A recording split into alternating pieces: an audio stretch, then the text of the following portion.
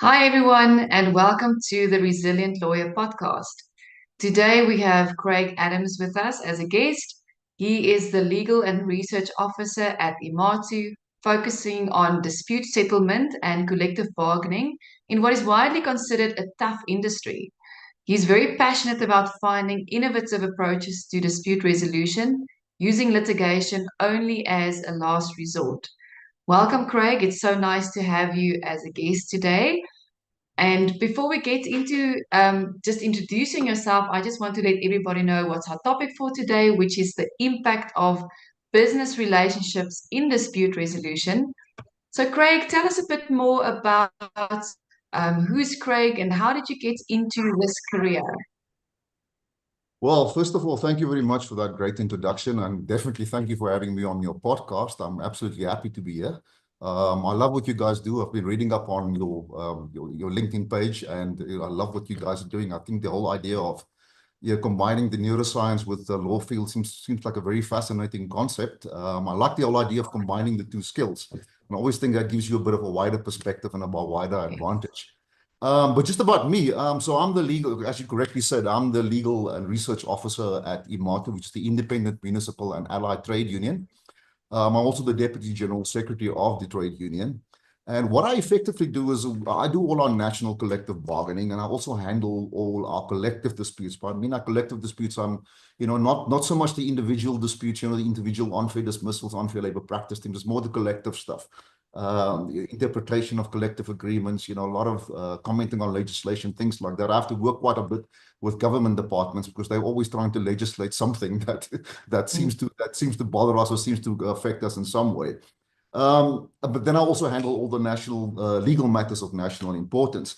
But what I do quite a bit is I do a lot of contract negotiations, and we cover a lot of multi-year agreements. I got contracts sometimes running up to 40, 60, 80 odd pages. And that covers entire sectors and can actually involve the payment sometimes of billions and billions of rands. And it affects a lot of employees, sometimes hundreds and thousands of employees. So these are the kind of things that do. And some of these employees are members of ours, but some are not. It depends on how the agreements work and how they get extended. So yeah, well, that's pretty much what I am, what I do, and who I am. So I ended up in this field as well. I have a BA, LLB, and LLM degree. I actually did my master's degree in tax law, of all things, but I never actually ended up practicing in the tax field. I would like to say that there was some noble reason for which I entered this area of law, but there really wasn't. I just saw this as a very stable profession and just a job in terms of which I can continuously learn, continuously grow, and constantly gives me the challenges that I need to develop the skills I've got to the best of my ability, and that's why I stayed in this field. But like I said, there's no real specific noble reason. I can't say I've always wanted to do this. It was always a dream of mine or anything like that. It was just Yes. how I ended up in this field of law.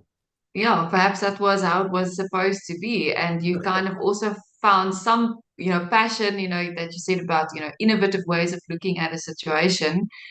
Now, this topic that we want to discuss, the importance of, relationships. Why did you choose that specific topic? So we just think that these days it's very important actually to find more innovative solutions to dispute resolution.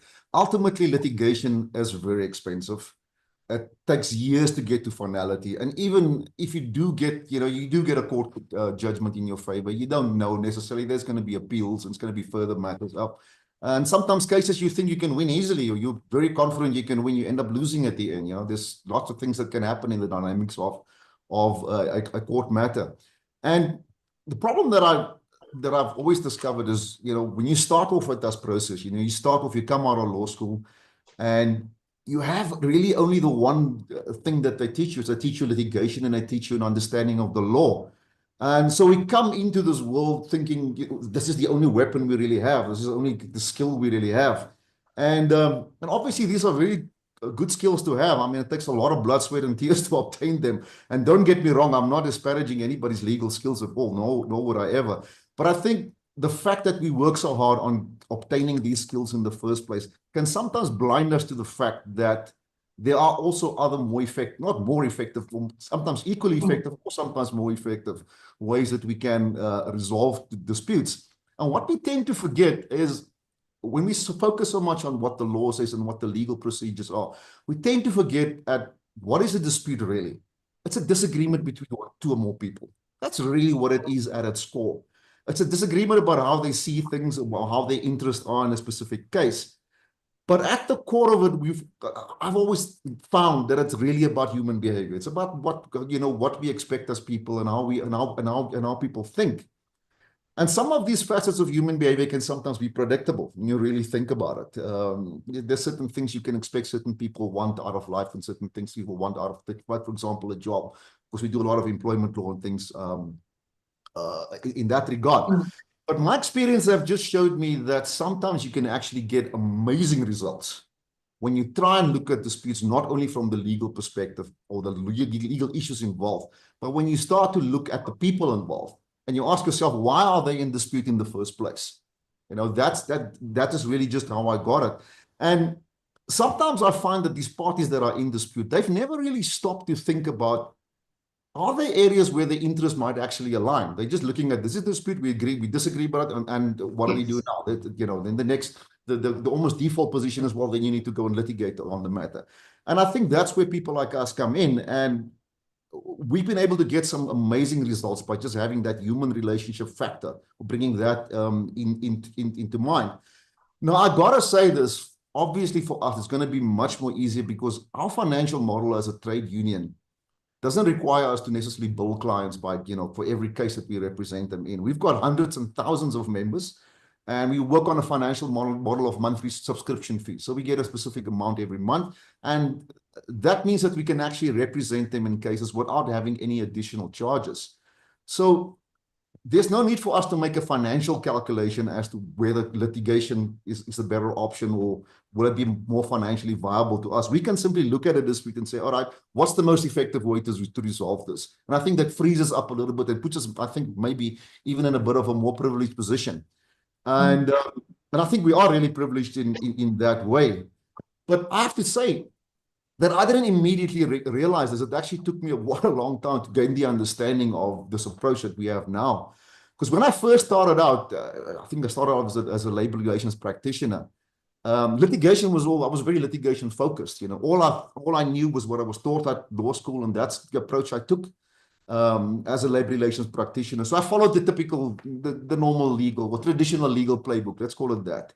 So your client comes to see me, I give them preliminary view on what the legal rights are. We send a letter to the other side, and if there's no satisfactory response, we start drafting court papers. So that's the way we deal with things.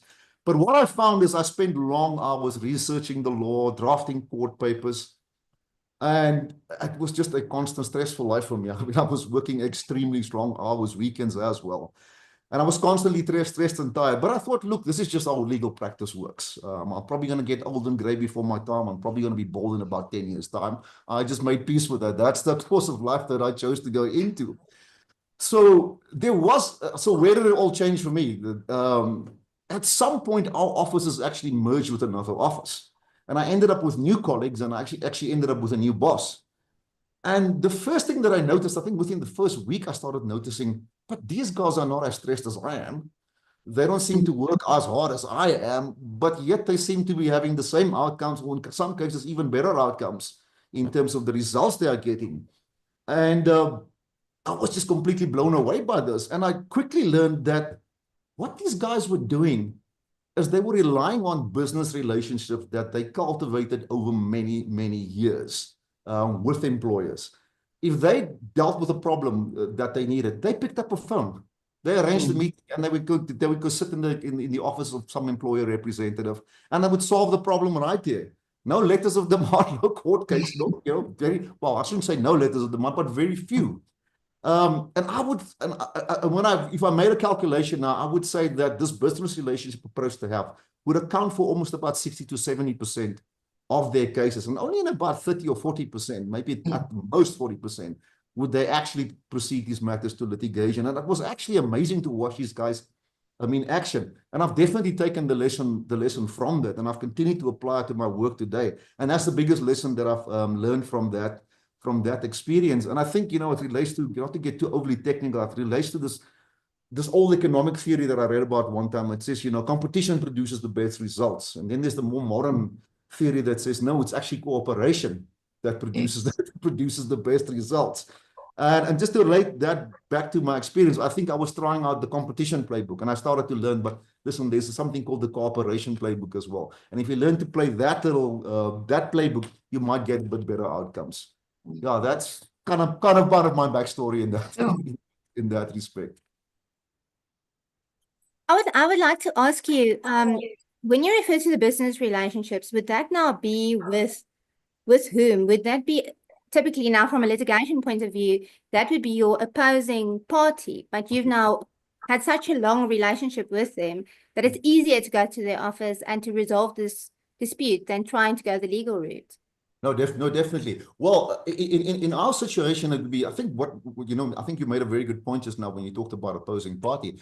What would be very different for us, I think, from maybe lawyers in private practices, is whereas lawyers in private practice would very often only deal with opposing parties on a once-off kind of basis. It's a once-off case and you don't really see them ever again. Our situation is very different in that we deal with the same employers, and now something about 257 something employers in one sector, but it's constantly the same people that we have to deal with over and over. So it's not just a once-off relationship. But it gets wider than that as well. I, for example, have to deal with government departments when they pass legislation, things like that, regulations that affect us. So it's wider than simply just employers. So it's really anybody that we come in contact with that does something that affects our interest at the end of the day. I think what we would call stakeholders in that sense. So that is really what we look at. And if you ask, how do we maintain that business relationship? It's something that has to be ongoing. There's two ways in which you can do it. Is you can talk about a business relationship or create a relationship with a party during a dispute.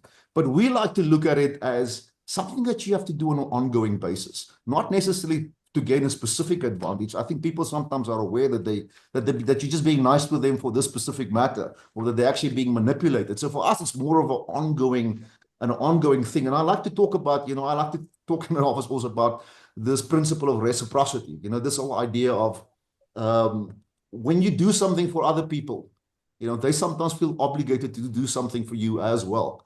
And I don't always necessarily deal with the matter in terms of a specific case. I would, for example, on a constant, continuous basis, if there's something that I can do for an employer party that doesn't hurt me or that doesn't cost me anything, I will do that for them. They will very often phone us around and they need some favor, they need help with this, or they need something else. I always jump at those opportunities because I know that somewhere along the line, I will need them for something. So there's that ongoing type of scenario. If I only wait for when I get to a court case and I want to have a good relationship with you, they might feel a little bit manipulated, might see through that. So for us, it's definitely an ongoing type of scenario. And I think for us, it just injects like a more trustful dynamic into all of these processes. And you'll be surprised how sometimes when you get to an impasse or some small little issue, some little deadlock, that it's very often that trust relationship that's at the end of the day what breaks that deadlock.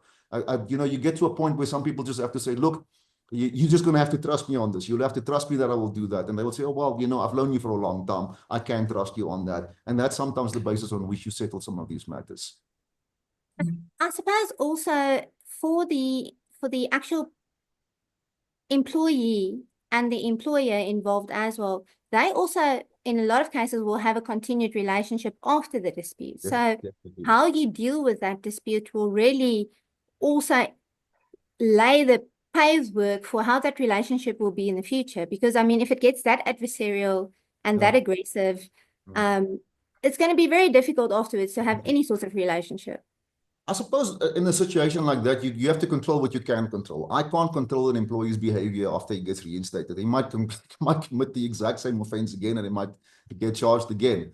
So there's not much I can do in that regard. But I've got to remember that when I appear on his behalf, I appear in a representative capacity, and I'm going to have to be the one to say, hey, listen, I will take responsibility for that. Don't worry about that. I'll talk to him about that. I'll make him understand that this is in his interest, or he's got to watch his behavior in future, and he's got to work on this relationship that he has with employees. So that's as much as I can do. But if I didn't do that, it would simply be a matter of, well, I've won this case now, you get it back and you guys figure it out for yourself. At least I try and maintain that longer relationship. But like I said, despite my best efforts, I would very often find out from an employer saying, well, this guy that you got reinstated last year just did the exact same thing again, and we're going to have to charge him again. So here we go again. So like I said, you control what you can control. I can't control the employee's behavior, but I can try my best to try and persuade him to take the relationship between himself and the boss, and himself and his employer quite seriously.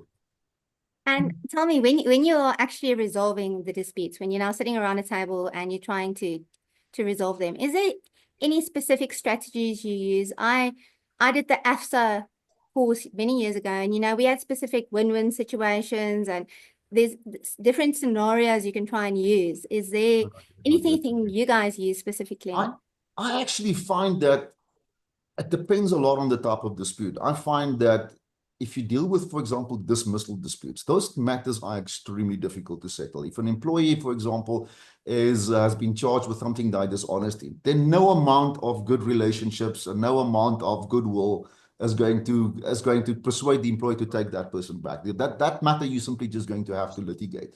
But there are a lot of other matters where you seriously just have to appeal to them. I mean, we just recently, I think we had a case regarding surrogacy and maternity leave benefits for a surrogacy. And although there was a court case that allowed that talked about the fact that you have to treat all of these matters equally, it didn't account for where an employer actually pays for the full amount. So the employer said, well, look, that has more to do with a BCA type of scenario. I don't have to pay the full amount in this. And in a case like that, you could sit down with the employer and say, listen, do you really want you to be that reputation to go out, that you don't have that kind of a humane approach to this kind of situation. So there's those type of cases where you can actually show to the employer, look, this is where your interests actually align.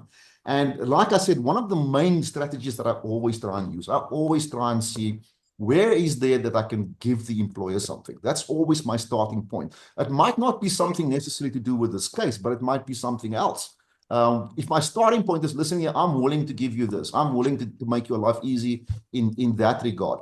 I often find that that the response from that is just much more they're just much more open to talking after that. And I know there's a lot of people that will say, yeah, but in negotiation, you should never make the first move. I don't know where that comes from. I've got to be honest with you. I always feel like we should take the leadership position, make that first move, try and establish that trust position. And once you get into that mutual trust kind of scenario, I think the talking simply just becomes easier, because then you can just focus on the issues. There's no other feelings or how you feel about trade unions, for example. You don't have that kind of problem.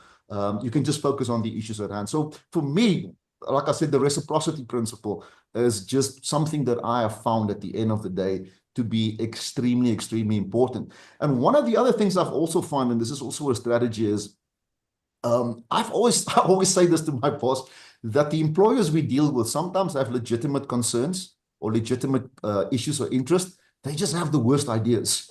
So very often when they come with a proposal, I ignore the proposal. Because if I start an argument about why this proposal is bad, I ignore the proposal and I will say, tell me why you proposed it. And it's only when I get to the why, then I really start to get the understanding. I remember one day we were dealing with some contract negotiation and had an arbitration clause in there. And the employer was just heavily against this arbitration clause. And I couldn't understand why. Why would you be against this?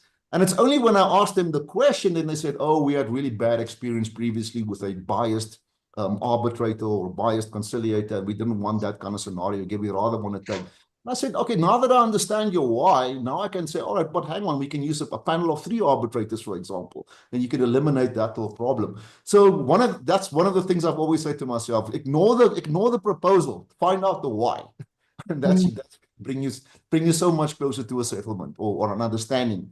This is also just maybe another silly example. One time we were dealing with a disciplinary code, and the employer indicated that they no longer want employers to be given the right to be heard prior to suspensions. And they said, well, there's court cases that says that's not really a right.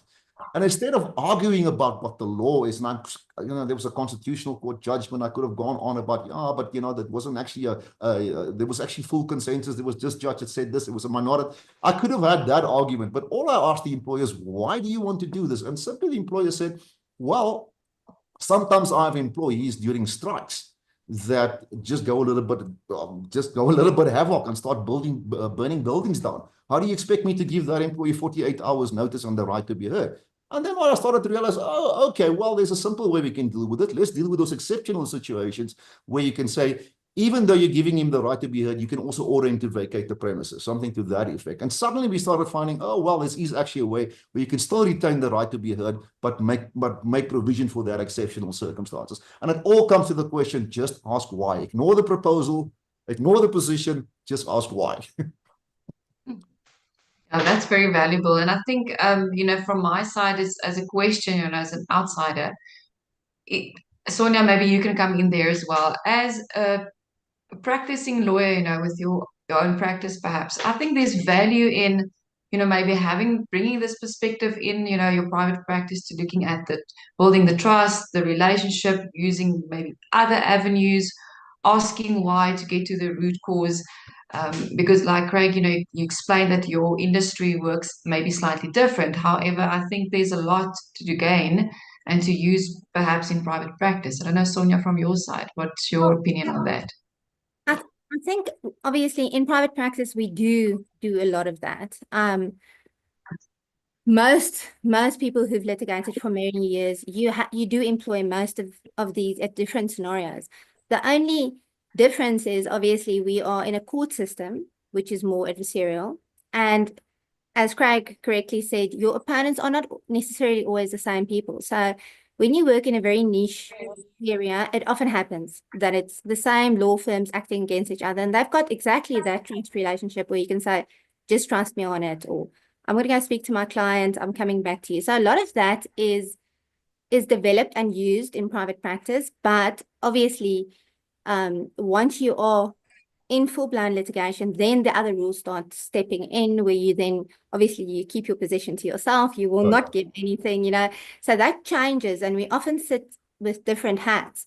But where Craig is very correct is we were not trained to do that. We were trained in the adversarial route. And as you start practicing, you start to develop some of these skills, but it's never formally trained, and you actually don't necessarily see examples of it. So I personally also, I've always tried to establish the why. I think that's crucial. The moment you know why someone is acting like they are, it changes everything. I personally also believe in asking questions. Most of my consultations or even meetings, I ask all the questions, and people are often, but take a stand. And I don't want to take a stand until I have all the information to my disposal. So, but because we're not trying to do that, it's something that develops with time. And obviously some practitioners will always prefer the completely adversarial route where you take in your position, you stick with your position. But I think there's incredible value to what Craig has said, because it can be applied everywhere in all practices. Definitely. I think we had even a very similar situation recently. We had a government department, the Public Service and Administration, that was gazetted some legislation that was really going to make collective bargaining extremely difficult for us. I mean, we were really going to have to fight this. And we actually, because I didn't actually know anyone at that department, so we've never actually dealt with him before. We went the normal route. We got a legal opinion, and the legal opinion came back and said, look, this is going to be a massive fight. This is probably going to go all the way to the Constitutional Court. And it's 50-50 at best. It's very difficult to fight this kind of type of legislation, because the government is technically allowed to make these kind of policy decisions. And at some point, we needed to have a portfolio committee meeting where I went and made comments, submit comments there. And on the way there, I was in the elevators. I was in the elevator, and I was someone that walked in there, and I just started talked about the weather or something, but it was just some casual conversation. And as we walked, we started to realize that we're walking towards the same building. We got in there, and I saw that she would sit at the back. And I remembered the legal advisor of the DPSA that we've been communicating with, we're observing our rights and making all these little legal points, and having this little legal contest with each other. And I just went over there and said, I'm sorry, are you rather not mention names. I said, are you the legal advisor we've been speaking to? She says, yes. And I'm like, oh my word, we've never actually met. And we started just talking to each other. And at some point, I simply just said, look, when is it really, really necessary for us to have this back and forth? Is there no way that we can really just sit down and let me try and understand why you bring this legislation? Because I don't understand why you're trying to do this. And my understanding is that you're just simply trying to seize power in every sector. That's what it looks like to us. But I want to try and get beyond that and try and understand why. And once we understood why, it was very, very easy for us to get to some sort of settlement. And we settled the matter about 1 month later. They changed the legislation. The legislation is in the process of going through. And we've gotten most of the damaging parts out of it.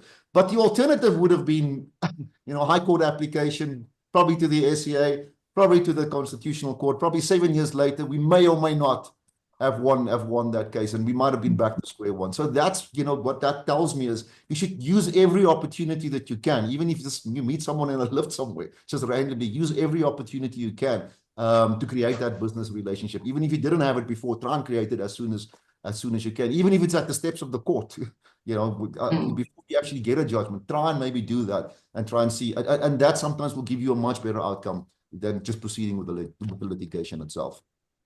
Listen, I think, sorry, Marika, I think something that we at PMRI have been looking a lot at, and that we've had as a topic on our podcast previously as well, is, there's a certain lawyer persona or an expectation of who a lawyer should be. And a lot of us have moved away from that exact persona, because it's really about human relations. It's really about connecting. We've had other guests that talked about how you should discuss pricing with your clients. And we were trained in a certain, very serious way of approaching these things. And the more you actually just connect with people and have real conversations, and I think that's what you're trying to say, is just that casual conversation without all the airs and the, the seriousness of the persona we're supposed to be, because that's also, it's fallible. And in today's world, it's very different. There's a whole new way of connecting, and just being able to get to a resolution or to get to serving your client without being that gladiator, if you understand what I'm saying. No, I definitely understand what you're saying. And that sort of image of what we're supposed to be, or what other people expect of us, what our clients or our members expect of us, can sometimes play a role. I sometimes have this kind of scenario where I would have to go to other parties where, sometimes other trade unions, sometimes we have these multilateral negotiations, and I would be making the proposals. They wouldn't really have anything. And I would always ask myself this question: is it necessary for me to take credit for this, or can I let everybody take credit, even though I'm the one who did all the work, as long as I get a result? So I always ask myself, what's more important, the taking of the credit or the result?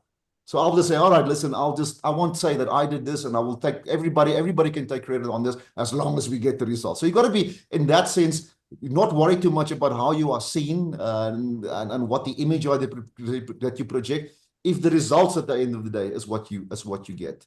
So yeah, that's really just my approach on it. Because I think at the end of the day, people will forget what image you projected, but they will remember the results for quite a long time. Exactly. That's just my take on that.